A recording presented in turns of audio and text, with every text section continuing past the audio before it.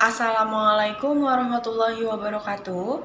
Nama saya Diana Latifah Aryani dengan NIM 2902050018 dari Prodi Akuntansi Universitas Pancasakti Kampus D. Pada video kali ini, saya akan membahas materi tentang pengujian dan pengendalian untuk memenuhi tugas ujian tengah semester mata kuliah Auditing 2 yang diampu oleh dosen Bapak Taufik Hidayat, MPD. Pengertian pengujian dan pengendalian. Pengujian pengendalian merupakan pengujian yang dilaksanakan terhadap rancangan pelaksanaan suatu kebijakan atau prosedur struktur pengendalian internal. Pengujian pengendalian ini dilaksanakan oleh auditor untuk menilai efektivitas kebijakan atau prosedur pengendalian untuk mendeteksi dan mencegah salah saji material dalam satu asersi laporan keuangan. Pengujian pengendalian memfokuskan diri pada 3 hal. Yang pertama, bagaimana pengendalian diterapkan. Yang kedua, sudahkah diterapkan secara konsisten sepanjang tahun. Dan yang ketiga, siapa yang menerapkan pengujian pengendalian. Tipe pengujian pengendalian.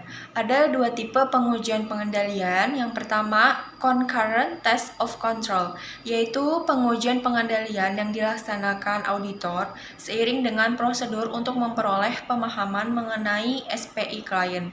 Kedua, pengujian pengendalian tambahan atau yang direncanakan, yaitu pengujian yang dilaksanakan auditor selama pekerjaan lapangan.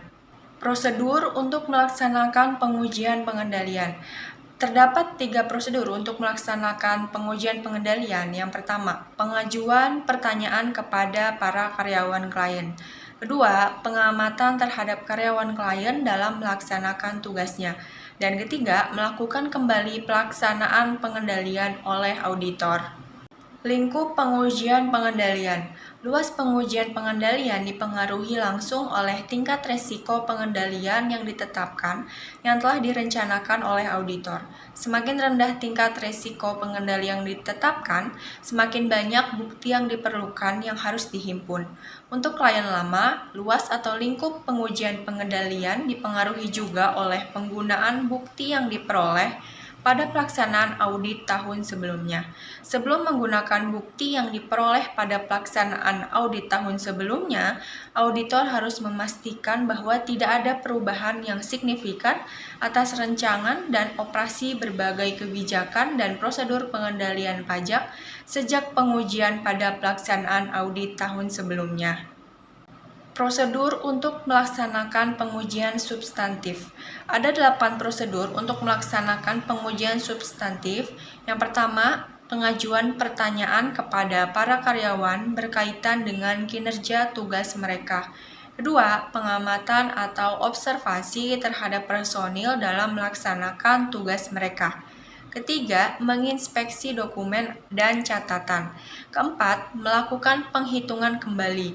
Kelima, konfirmasi. 6, analisis. 7, tracing atau pengusutan. Dan 8, vouching atau penelusuran. Selanjutnya ialah sifat atau jenis pengujian substantif. Jika tingkat resiko deteksi yang dapat diterima adalah rendah, maka auditor harus menggunakan prosedur yang lebih efektif yang biasanya juga lebih mahal. Ada 3 tipe pengujian substantif yang dapat digunakan. Yang pertama, pengujian rinci atau detail saldo. Kedua, pengujian rinci atau detail transaksi. Dan yang ketiga, prosedur analitis. Pengujian detail saldo. Metodologi perancangan pengujian detail saldo meliputi 4 tahapan. Yang pertama, menilai materialitas dan resiko bawaan suatu akun. Kedua, menetapkan resiko pengendalian. Ketiga, merancang pengujian transaksi dan prosedur analitis. Dan yang keempat, merancang pengujian detail saldo untuk memenuhi setiap tujuan spesifik audit secara memuaskan. Pengujian detail transaksi. Pengujian detail transaksi dilakukan untuk menentukan yang pertama, ketepatan otorisasi transaksi akuntansi klien. Kedua, kebenaran pencatatan dan peringkasan transaksi tersebut ke dalam jurnal. Dan yang ketiga, kebenaran pelaksanaan posting atas transaksi tersebut ke dalam buku besar atau buku pembantu. Pengujian detail transaksi dilakukan dengan vouching dan tracing. Auditor mengarahkan pengujiannya untuk memperoleh temuan mengenai ada tidaknya kesalahan yang bersifat moneter. Prosedur analitis meliputi jumlah yang tercatat dengan harapan yang dikembangkan auditor juga meliputi perhitungan rasio oleh auditor. Dan yang terakhir ialah luas pengujian substantif. Semakin rendah tingkat resiko deteksi yang dapat diterima, semakin banyak bukti yang harus dikumpulkan. Auditor dapat mengubah jumlah bukti yang harus dihimpun dengan cara mengubah luas pengujian substantif yang dilakukan. Keputusan auditor tentang rancangan pengujian substantif didokumentasikan dalam kertas kerja dalam bentuk program audit.